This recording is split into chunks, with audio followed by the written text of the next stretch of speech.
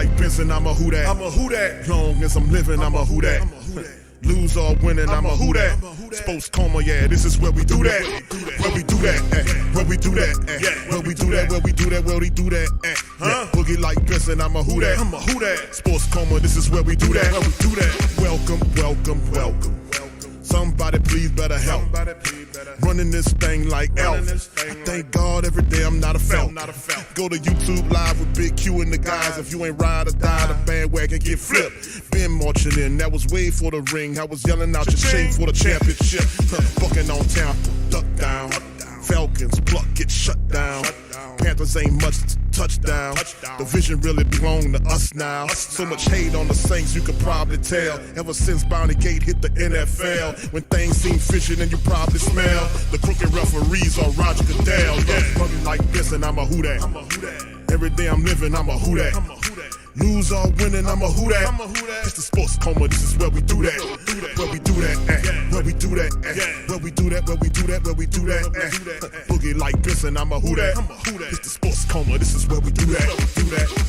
You're listening to the Sports Coma with Big Q and the guys on the PRO Media Network.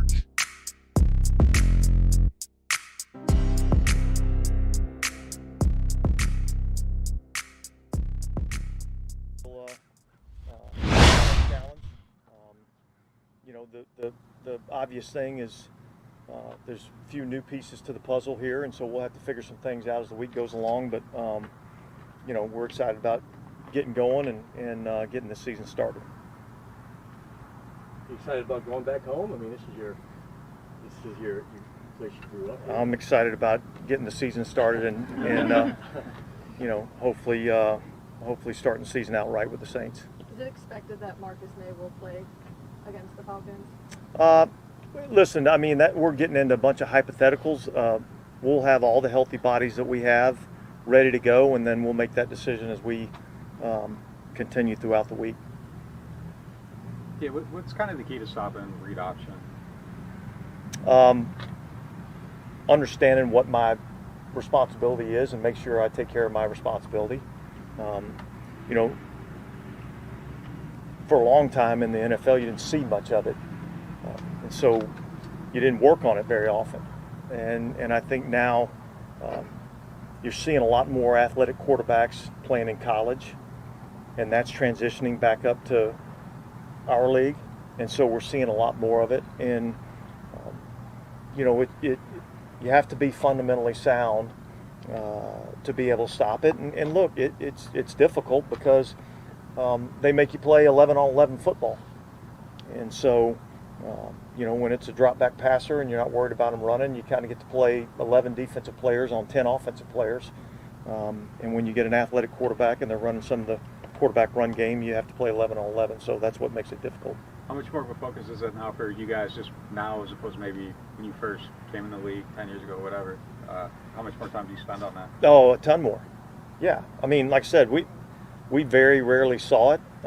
Really, hell, I remember going and visiting Nick Saban in Alabama and asking about the stopping the zone read, and he said, which one? I was like, there's only one, because that's all we saw in our league, and now you see a lot of different looks. So it's a challenge, but certainly it's something we spend a lot of time working on.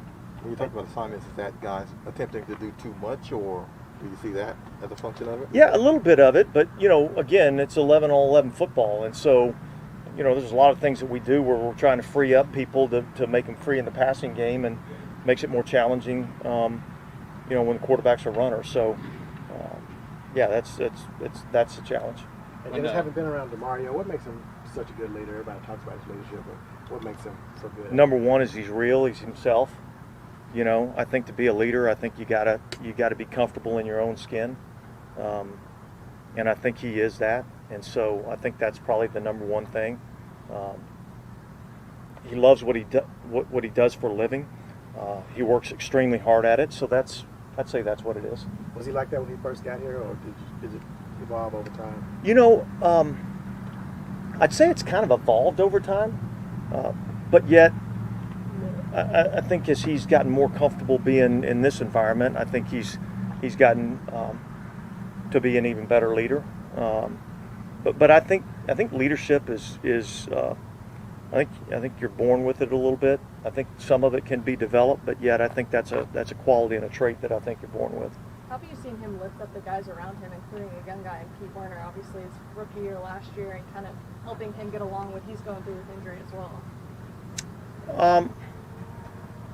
Well, look, I mean, he's just always got something motivational to say, and I think, look, the biggest thing that he does is he comes to work every day and he works. He's you know, if he's not the hardest working person in the building, he's one of the hardest working people in the building, and it's hard to get people to follow you if you're not willing to do all the things that you're asking them to do. And so I think that's, you know, another part of leadership. I think he's got that down pretty good. I'm purple and gold, so you know, I always support them. I always root for the kids, and you know, it's a lot of games left in the season. Obviously, they didn't start the way they wanted to, but I see a lot of good things coming forward. So just looking forward to it happening. Has PJ been talking about a transfer that? Not really. I don't even think they expected to win. So, you know what I mean? So, but nah. So hopefully Wednesday, you know, I got to take a picture of Florida State, you know, hat and shirt, you know. But other than that, man, just trying to forget about that. Like, yeah. Game week now. What are some of your impressions of Marcus Mariota and the challenges he presents? Well, he's always been one of those guys that can, you know, extend plays, you know, move around the pocket, you know, find guys downfield. So, I mean, it'll be tough duty trying to stop him. You know, obviously they have weapons, you know, in the backfield and, you know, at the tight end position and, you know, got great size at wide receiver. So, it'll be a great challenge for us. Do you all know if Marcus May will be available Sunday? Yeah, I would hope so. I would hope Okay. so, yeah. Hey, Tyron, having grown up in New Orleans, what do you? Shout out, brother Judah. Thank you, bro. Appreciate you.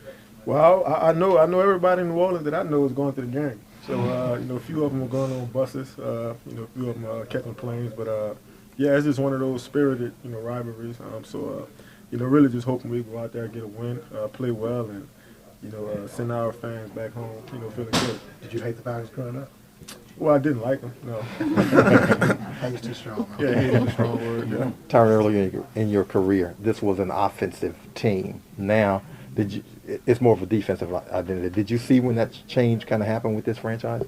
I'm not sure, but, you know, earlier today, you know, Cam, you know, addressed the defense, you know, as a whole, as a unit, and, you know, he was kind of walking us through that. You know, I guess he was a part of some, you know, really bad defenses. Yeah. And I think, you know, ever since, you know, Dennis Allen, you know, has came here, you know, it's kind of shifted a bit. So, you know, I think that's what a lot of these guys pride themselves on, is not really worrying about what offense does or what special teams does. I think defensively, you know, I feel like, and I think a lot of these guys feel like we can, you know, go out there and impact every game and possibly win it. Do you have any feelings on playing your first official game as a New Orleans? You know what? It hasn't really hit me yet. You know, I think being at the you know stadium last night, you know, the LSU game, you know, it kind of gives you that feel for what to expect. You know, with all the lights and stuff. But no, it hasn't hit me yet. No. How would you, Pete, approaching the season opener? Just what are your thoughts on playing the Falcons, especially, I guess, a mobile quarterback who, you know, can give teams difficulties throwing it or running it? That's right. It definitely adds a whole new way of playing defense when you got somebody that can move around. We just got to stay locked into our techniques, tendencies, and everything like that, and just play our game, honestly. And we just got to have the right game plan, which we trust in our coaches, and just go out there and execute at the end of the day. Are each one of these guys unique in their own ability? I mean, you know, you've seen a Jalen Hurts, you've seen a Daniel Jones. Are each of these guys unique in his own right? Yeah, I would say that just because you see a fast quarterback doesn't mean that like you have to protect every single thing for just a running quarterback. It's certain tendencies that you see in Jalen Hurts that differ from other running quarterbacks, like Kyler Murray, guys like that. Just because they have that speed, we still got to treat it a little bit different. But at the end of the day, you just got to execute when you see that the guy you're playing against. Your role in this defense, how do you see it evolving? Because, you know, you had the season under your belt, and, you know, I think things have slowed down for you a bit. I just see myself going out there, playing the game, and doing what I'm told to do, and going out there and just looking at each assignment and execute and make plays at the end of the day. Pete Werner, his thoughts on the upcoming game against the Atlanta Falcons. It's officially Hate Week. Tyrann Mathieu, and of course before him, Dennis Allen dropping science about the black and gold. Much love to the fam. And like I've been saying for some time now, welcome, welcome, welcome. You're now rocking with the Sports Coma with Big Q and the guys, where we have intense, entertaining, educating, and enlightening sport talk from your favorite sports fam. Hit the like button, hit the subscribe. We appreciate you guys joining us for this installment of the Coma Monday Labor Day edition of the Sports Coma. We are in the building. Shout out to the fam. Appreciate y'all for stopping by in this piece. Much love to the fam. We played those 3 interviews to start the broadcast.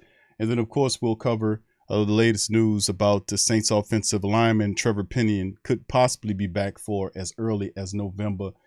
He got that Wolverine-style healing ability, obviously, but we'll go over the article. There's several other articles. We're going to go over some information as well, and we're going to cover some rankings as well before. And then I guess I can spin that right now before we get into the articles coming up here from a few of these guys, man. I think Ocho is his name. Ocho, and what his thought process is on the Saints headed into the upcoming season. And it's just more of the same, as a lot of people begrudgingly jumping on the Saints bandwagon because they don't want to look stupid. But of course, they can't abandon the Tampa Bay boat without an excuse. Without a damn excuse. And I always like to kind of put this stuff on the show and kind of catalog it for the historical effort, because I know that stuff disappears. I'm telling you, man, it'll disappear off of there. But anyway, fam, we're gonna get the articles first, and then we'll come back and play Ocho's newest commentary about the black and gold. We'll get into it. So please feel free to hit upon the like button, hit the subscribe button, and feel free to share the show links on your social media feed. We are up in this thing. Shout out to the fam. Big ups to everybody. We do a quick rundown right quick before we get into the thing. I'm going to try not to keep you too long. All right, Brother Troy, Brandon, K. Moliere, Young City, Ninth Ward, Brother Tory, it's Poppy 504, Brother Doug, Be Kind, Ant-Man in the building as well. Shout out to you, Bobby the Space Ghost. What's up, fam? Yin, well, shout out to you, Yin. Brother Jerry, that OG's in the building. Jamaica, I see you, baby. Who that to the Queens? Who that Dana? Who that to the Queens? Linda, who that to the Queens? Shout out to all y'all out there, man. Much love to you. Appreciate you guys for jumping up in this thing as well. Brother Lewis, I see you, fam. Shout out to you. Marty, I see you, fam. What's happening? Akai, what's happening, bro? Appreciate you. What's up, Stacy? Shout out to the Queens. All right, and I won't leave out the Kings either, man. Ramsey, shout out to you, fam. Good to see you in the stream as well. Let's see who else we got. If this thing, much love, Ramsey. Aloha to you too, fam. Appreciate you. 504 Cole, what's popping, baby? Shout out to you. All right, Cameron, good to see you, fam. Shout out to you. Avis, I see you, fam. Who that to you? Good to see you in the chat as well. All right, who else we got? What's up, Randall? Shout out to you, brother. Good to see you in the chat. All right, what's up, Randy? Shout out, bro. Demi, shout out. What's up, Queen? Good to see Demi always. All right, who else we got chilling up in the building as well? All right, brother Tramal, Marley Mall in the building. Big ups to you, brother Judah. Shout out to you as well. BJ, what's up, fam? DeWine's in the building as well. All right, good to see you, fam.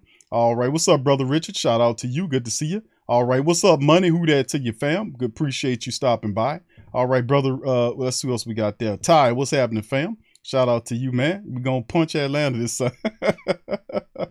What's up, Dex 504? What's happening, baby? What's happening? Shout out to you, brother Lavelle Hart. I see you, fam. Much love to all y'all, man. Appreciate you for stopping by up in this building. I think I got everybody. If I didn't get anybody, give me a shout out. What's up, Lori, baby? If I didn't get you, I thought I just making sure.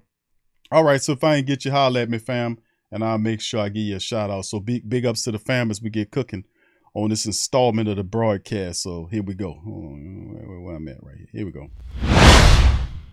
All right, what's up, Chris? Shout out, fam. He said still shocked from the. Yeah, I know, fam.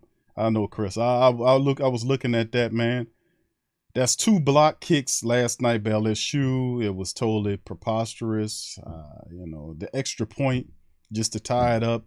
It reminds me of the John Carney miss of several years ago. Y'all remember that? The Saints did that fantastic throwing it back, the miracle. What was it called? It wasn't the, I forgot what they called it, when the Saints kept throwing the ball back on a special team. They scored, and then Carney goes up there and misses the extra point.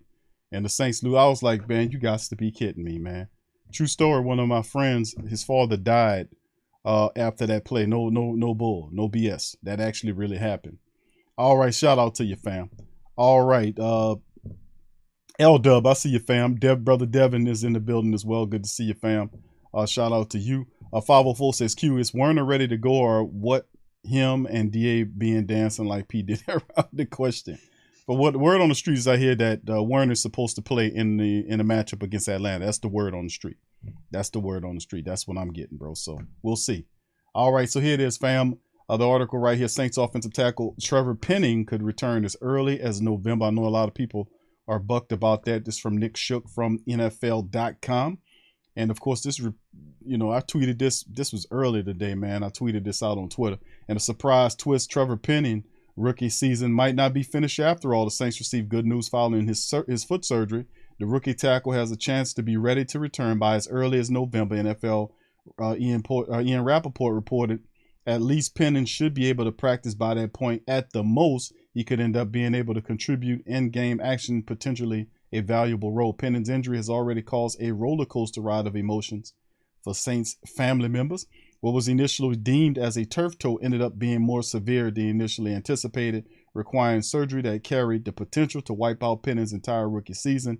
New Orleans' handpicked replacement for Teron Armstead was suddenly looking at missing a full campaign, all because of an injury suffered in a 10-snap outing in the final game of the preseason. Monday's news brightens the outlook for the Saints, which will still be forced to spend the first couple of months of the 2022 season, if not longer, without Penning, but could look forward to the possibility of the rookie returning before Christmas. So indeed, good news.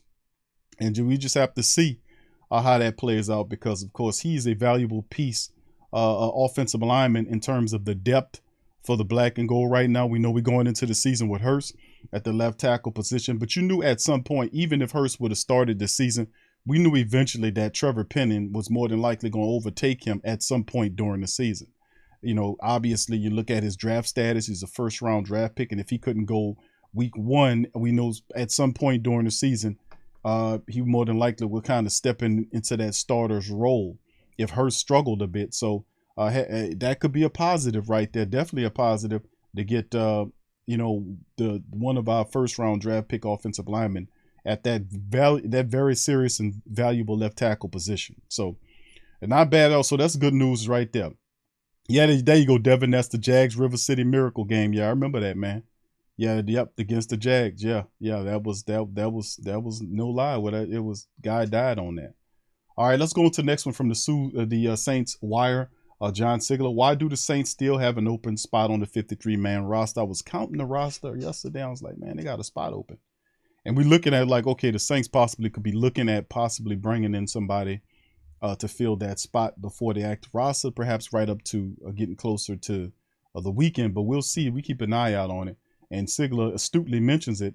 Something odd is going on in New Orleans. He says the team sets its 53-man roster like every other outfit across the league, at least last week's mandated deadline, and then continue tweaking things by assembling a 16-man practice squad, sending some roster players to injury reserve, submitting a couple of semi-successful waiver claims, and briefly cutting running back Dwayne Washington before re-signing him to the facility some of those other moves. So now that they left with 16 guys on the practice squad, which is normal, but there's a hole at the 53-man roster. Well, another player should be. If you check the official website's public roster, as of Monday, you'll find that 52 of the 53 allotted spots are occupied, though all 16 practice squad vacancies are filled.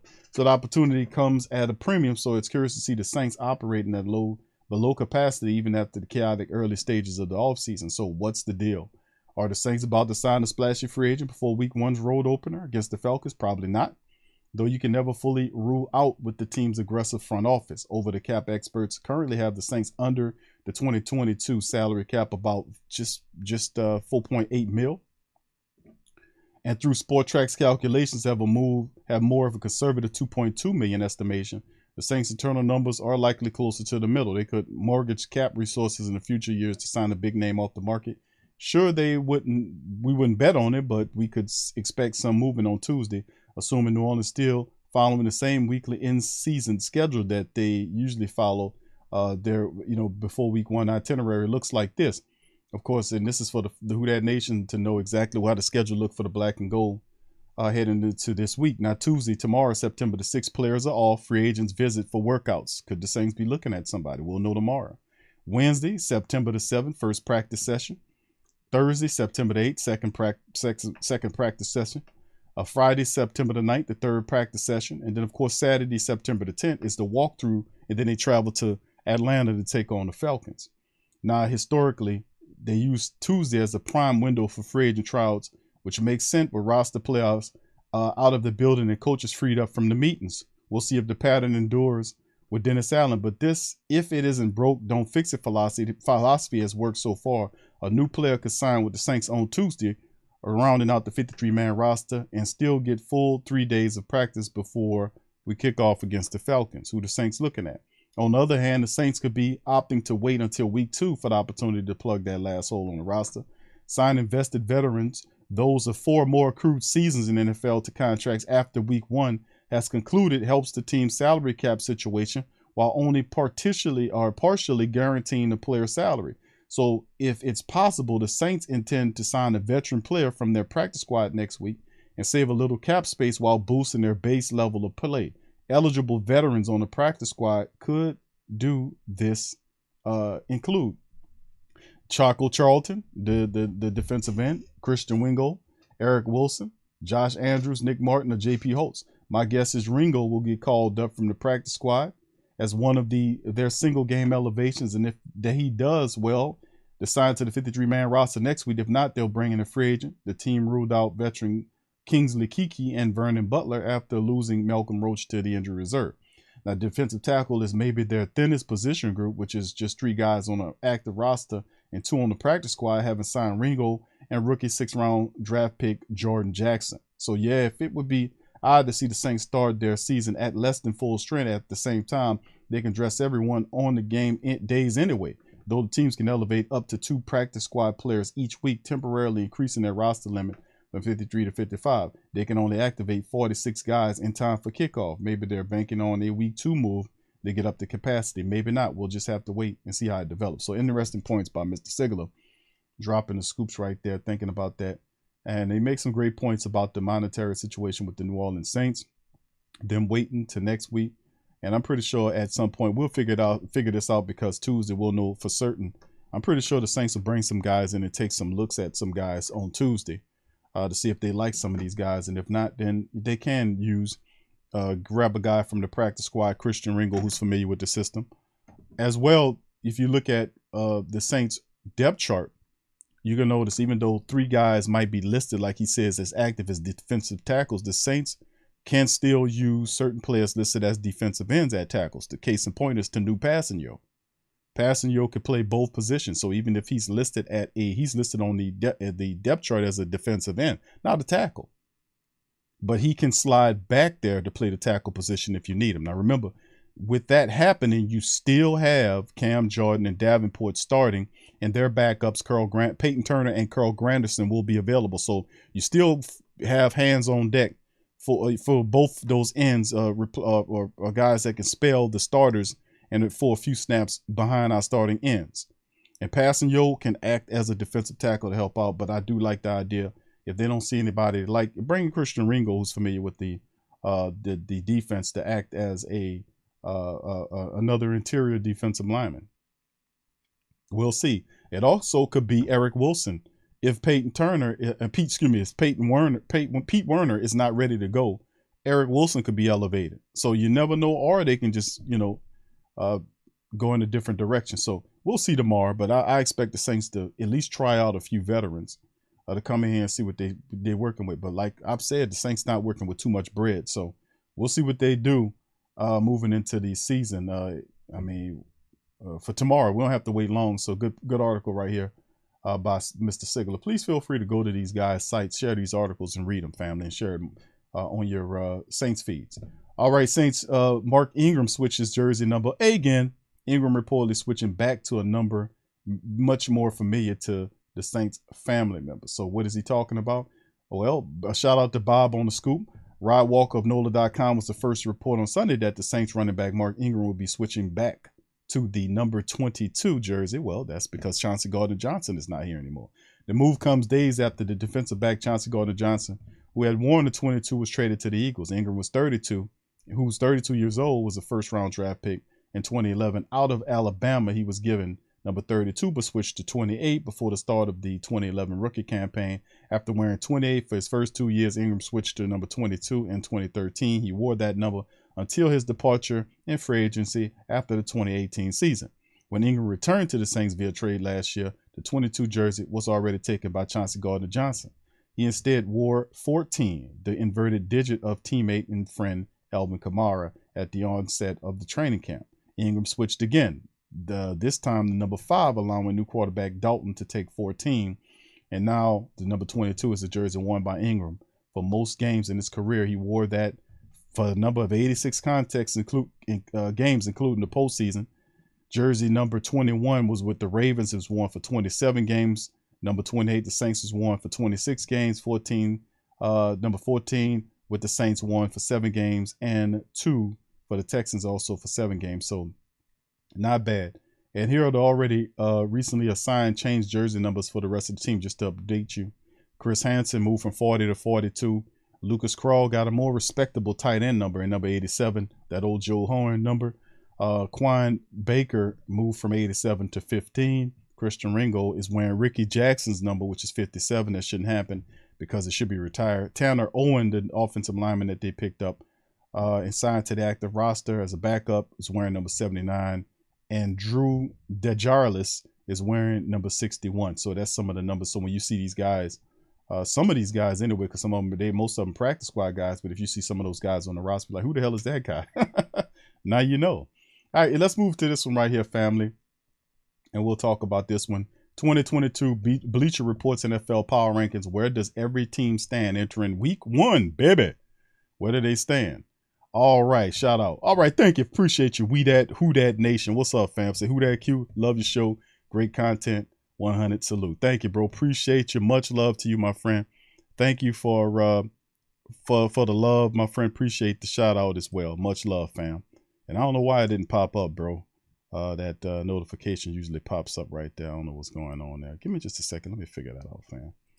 See why his notification didn't pop up there. Let me get that. All right. All right. So it should be all right now. But thank you. Appreciate you. We that, who that nation, bro.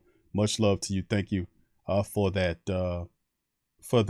super chat. All right. All right. So with that being said, let's move on to that article. And when this NFL staff wrote this article, and of course they said it's been 204 days since the Super Bowl. Who cares? And there have been plenty said and written about this year's Super Bowl contenders. And of course, this is their shot at who they believe will be the top ranking going into the season. All right, so here we go. 32, of course, is the Sea Chickens. Number 3. You know what? I ain't gonna say that, man. I ain't gonna say the Sea Chickens, man. I'm gonna leave the Seahawks alone, man. It just sounds funny when people talk about the Sea Chickens. That's all I'm saying. But it's funny as hell. But anyway, let's keep going. All right, they got them at number 32. Number 31 is the Atlanta Falcons, the team we're going to see in week 1, so don't get it twisted. Matter of fact, let's read this since we playing this team this week. The Atlanta Falcons are at the beginning of a new chapter for the first time since 2008 when they take the field for the season opener against the New Orleans Saints. They will do so without Matty Icy Hot under center, and for now at least it will be veteran Marcus Mariota who leads the offense after 2 seasons backing up Derek Carr in Las Vegas.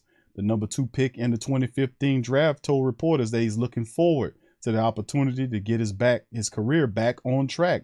Quote, to be at this point in my career to have another opportunity to go out there and play is very exciting for me, end quote.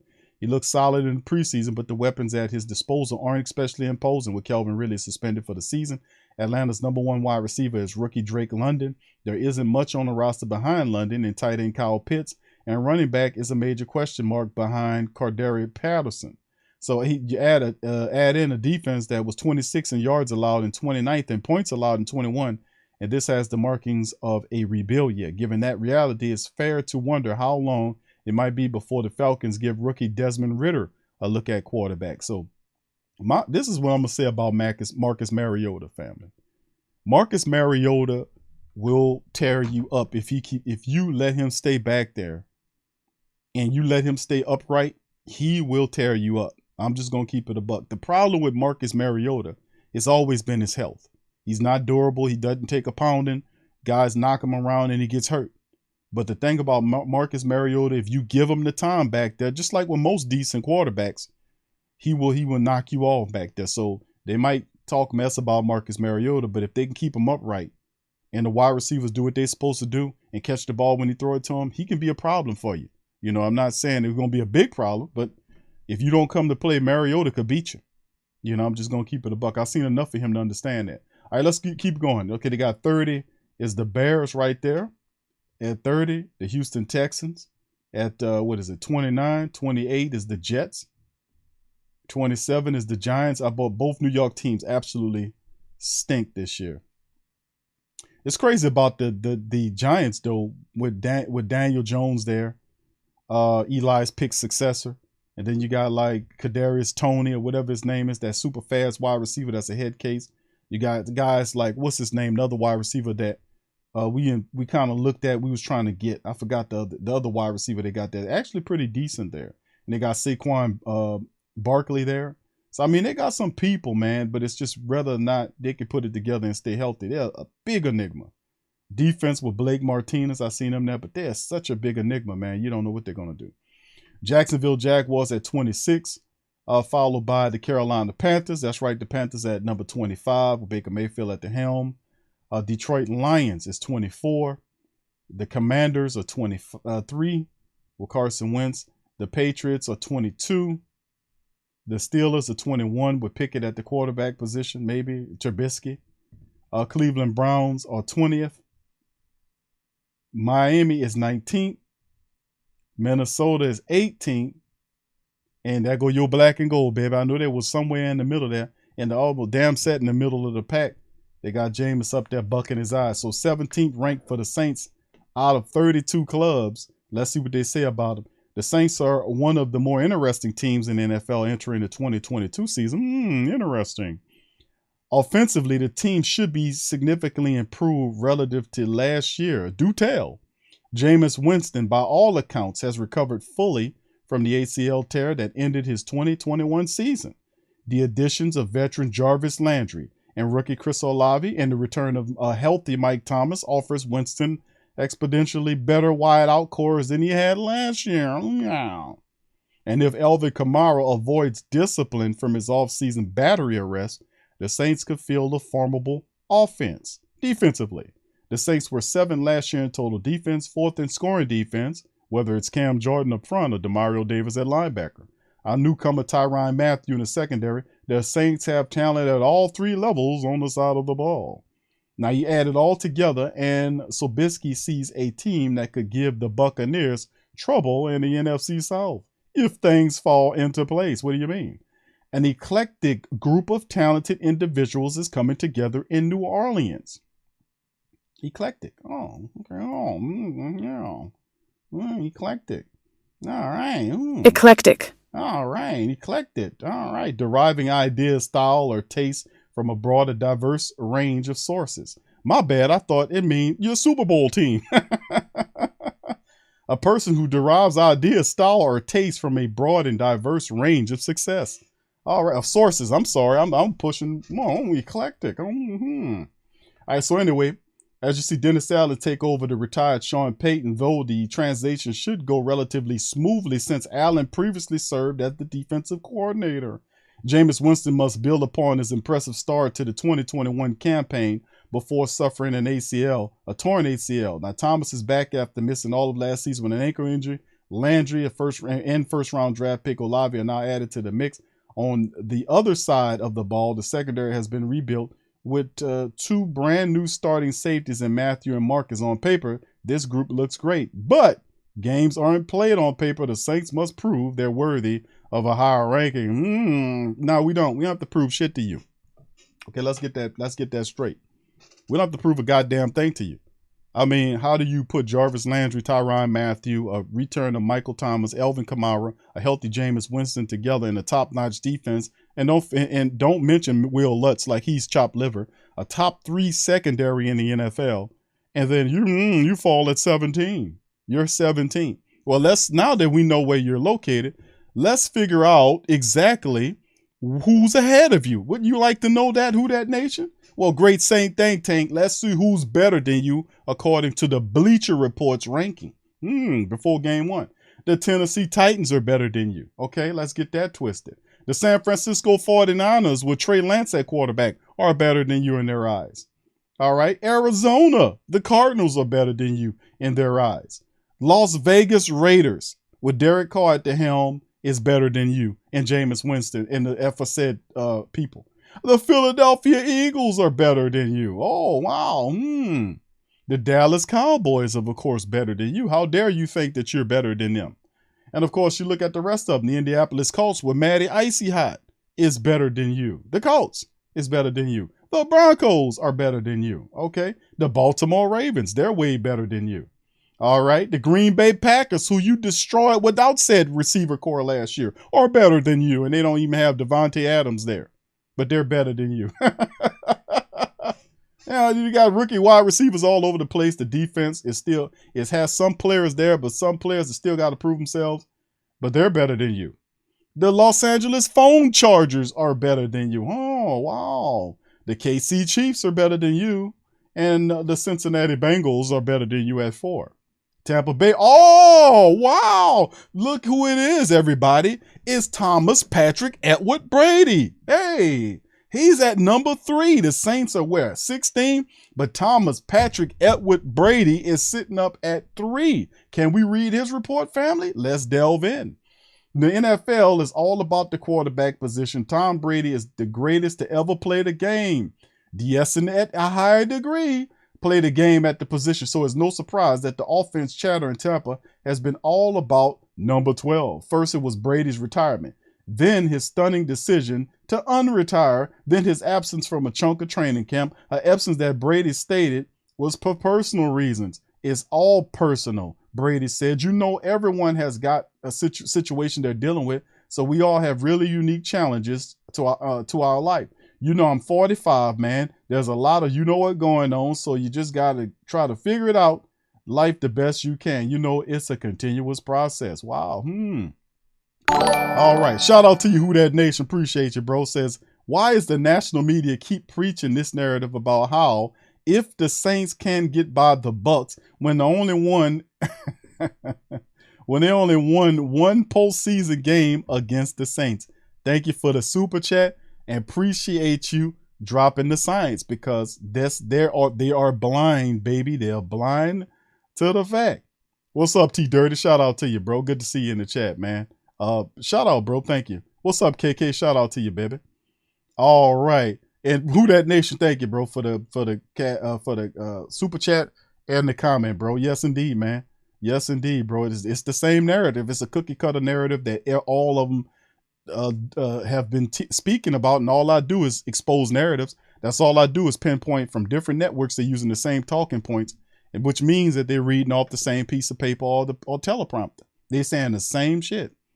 Same shit about the Saints. Ain't nothing original. Nothing is if they think hard enough, the question that they're asking about the Saints, it's already have been answered. It's just real. All right, anyway, let's finish it up. It's not that often that NFL quarterback spends more time in the gossip pages than on the sports page, but that's not the only potential problem for the Buccaneers. The team brought in Russell Gage and Julio Jones to bolster the wide receiver core, but Chris Godwin's health creates some uncertainty at the position.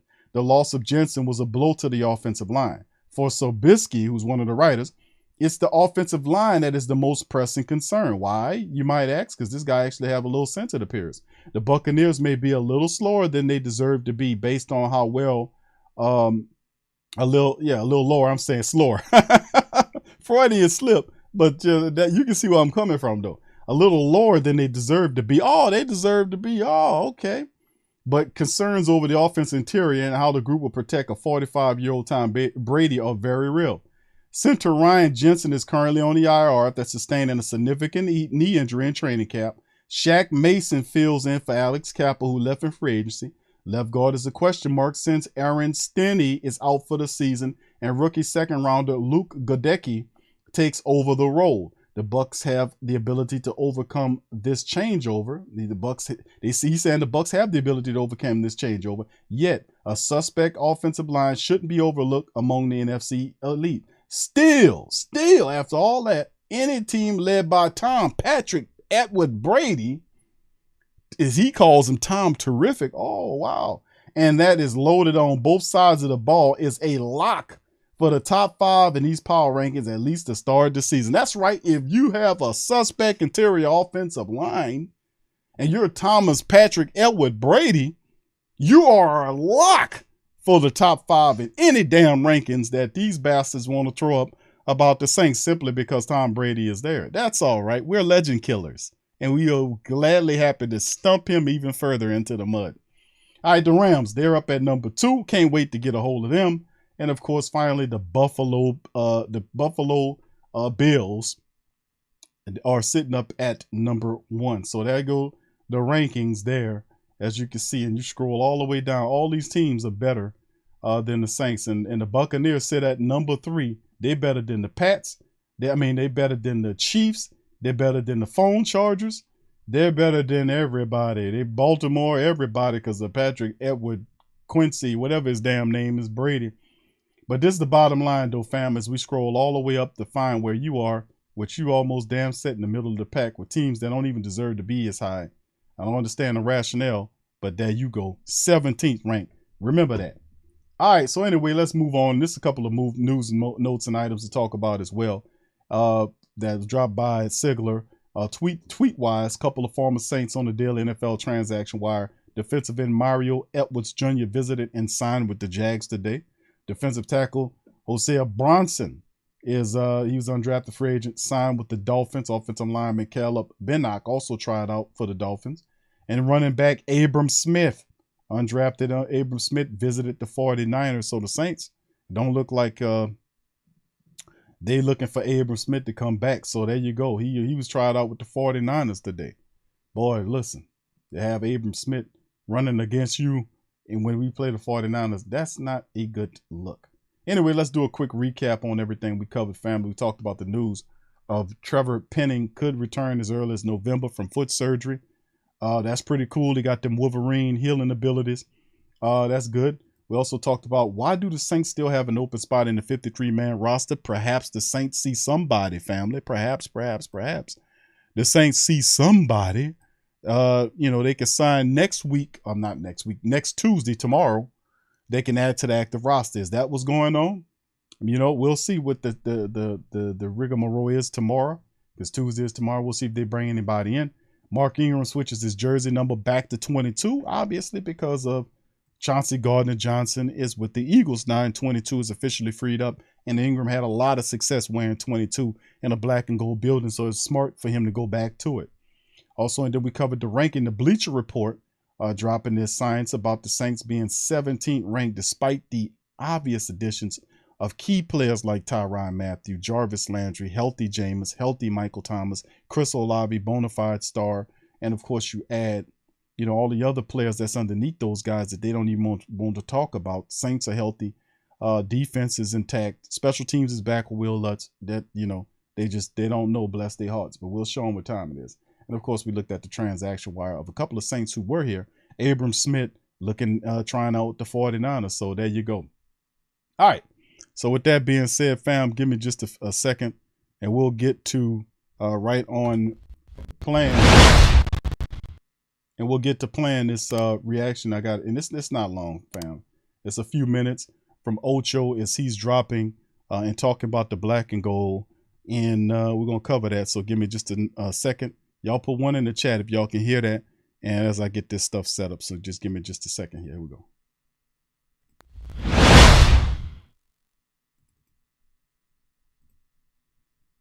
All right, give me just a second, fam. We're going to get them in there. You hear what he got to say. One thing I know, man, that boy got a pair. That boy make a dentist happy, man. I tell you what, boy, that boy make a dentist happy. That boy show you all the story. If he ate spinach, boy, you better make sure he chew all his food. As soon as he smile, he'll show you every piece of lettuce he ever ate. All right, here we go, fam. Put one in And then also on the other side, there are still questions with Tampa Bay's offensive line. And oh, by the way, the Saints wouldn't be. We are back on Get Up, and the game is called Don't Be Surprised If. Sacho, give me one thing you wouldn't be surprised to see this season. Don't be surprised if the Saints win the NFC South. Jameis Winston back at quarterback. Hopefully he's healthy this year. Chris Olave, you got him. Michael Thomas, maybe he's going to be back. Alvin Kamara. And then also on the other side, there are still questions with Tampa Bay's offensive line. And oh, by the way, the Saints have beat the Bucs 6 out of the last 7 times they've played them. And so don't be surprised if the Saints win the NFC South. I really like. All right, let's stop that right there. And I'm sorry, I thought I had his thumbnail up there. But let me spin it back because it was just a quick segment of who might surprise who. And that's pretty much what we heard from Ocho. And he's like, man, the Saints, don't be surprised if they win the NFC South. Yeah. That could be. That can happen. That could definitely happen. The Saints can win the NFC South, right? So they say. And of course, what did you guys hear? Hold on. What did you guys hear? You heard that little saying. Let me spin it for you again. Listen to what these guys say, man. They're a little slippery, but they give you backhanded comments. Listen again. We are back on Get Up, and the game is called Don't Be Surprised If. Sacho, give me one thing you wouldn't be surprised to see this season. Don't be surprised if the Saints win the NFC South. Jameis Winston back at quarterback. Hopefully he's healthy this year. Chris Olave, you got him. Michael Thomas, maybe he's going to be back. Alvin Kamara. And then also on the other side, there are still questions with Tampa Bay's offensive line. And oh, by the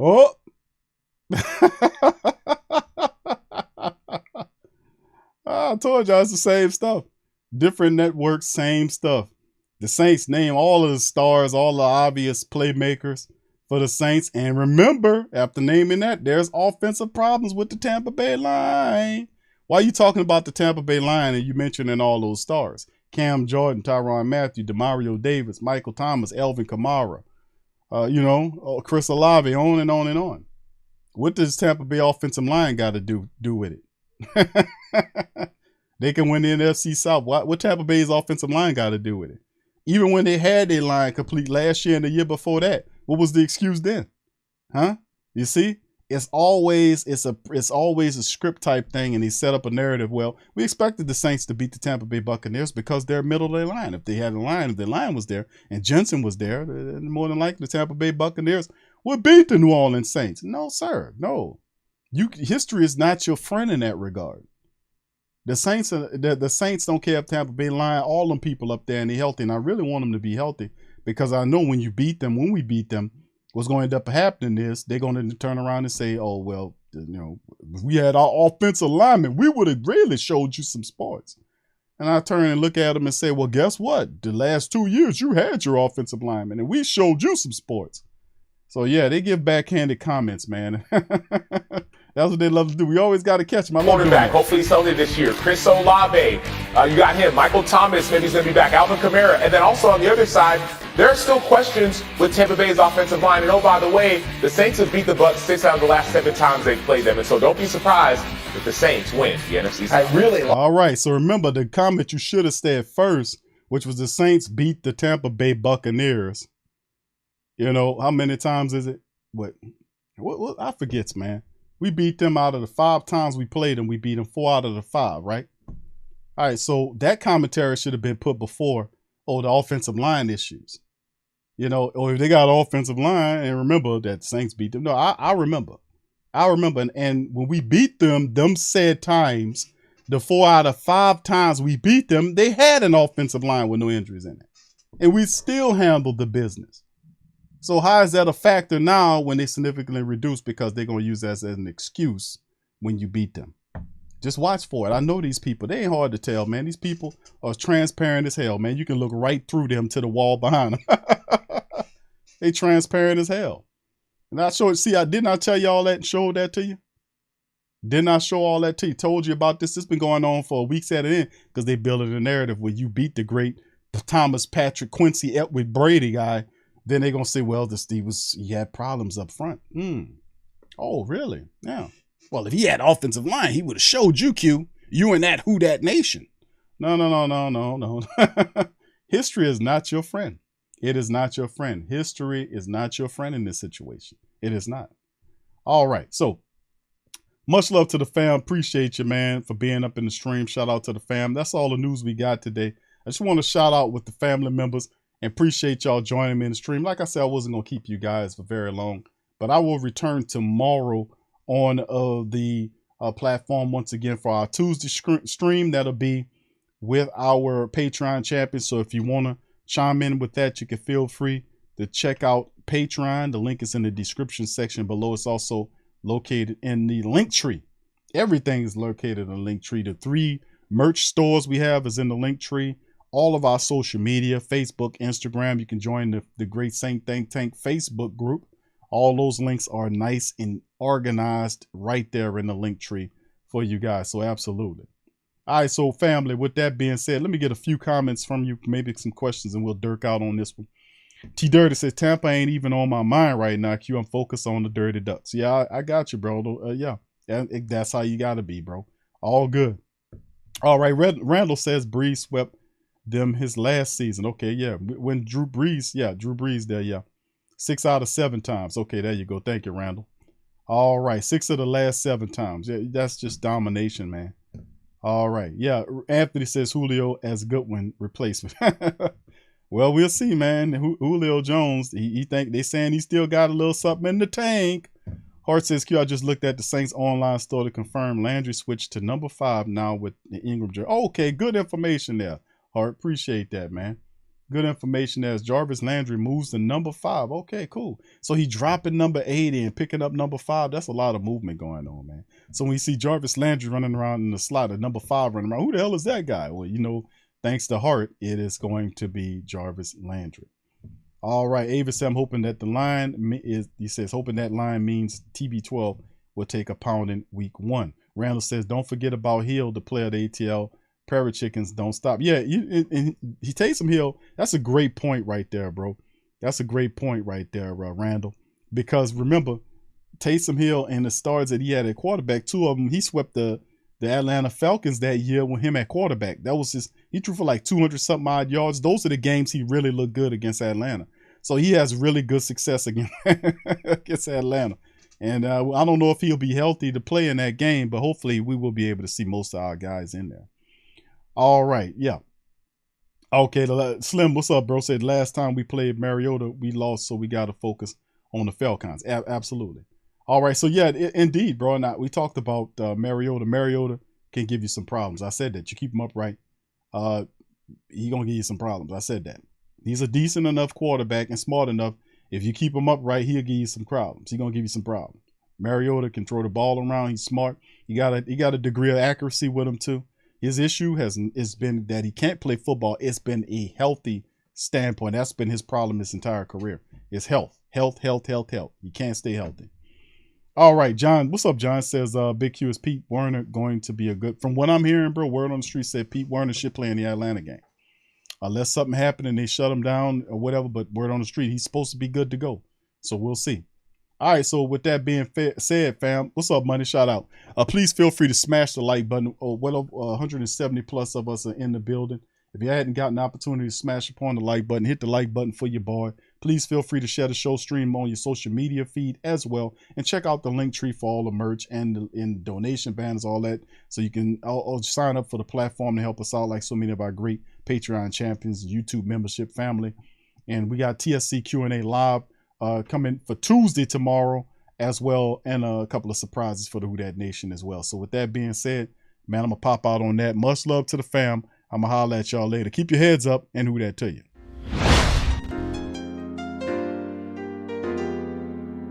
Yeah. Boogie like Benson, I'm a Who Dat. I'm a Who Dat. Long as I'm living, I'm a Who Dat. Lose or winning, I'm a Who Dat. Sports Coma, yeah, this is where we do that. Where we do that, where we do that, where we do that, where we do that, where we do that, Boogie like Benson, I'm a Who Dat. I'm a Who Dat. Sports Coma, this is where we do that. Where we do that. Welcome, welcome, welcome. Somebody please better help. running this thing like Elvis. I thank God every day I'm not a Falcon. Go to YouTube Live with Big Q and the guys. If you ain't ride or die, the bandwagon get flipped. Been marching in, that was way for the ring. I was yelling out your shame for the championship. Bucking on town, duck down. Falcons pluck, get shut down. Panthers ain't much touchdown. The vision really belong to us now. So much hate on the Saints, you could probably tell. Ever since Bounty Gate hit the NFL, when things seem fishy, then you probably smell the crooked referees on Roger Goodell. Yeah, running like this, and I'm a who that. Every day I'm living, I'm a who that. Lose or winning, I'm a who that. It's the sports coma, this is where we do that. Where we do that at. Where we do that at. Where we do that, where we do that, where we do that at. Boogie like this, and I'm a who that. It's the sports coma, this is where we do that. You're listening to the Sports Coma with Big Q and the guys on the PRO Media Network.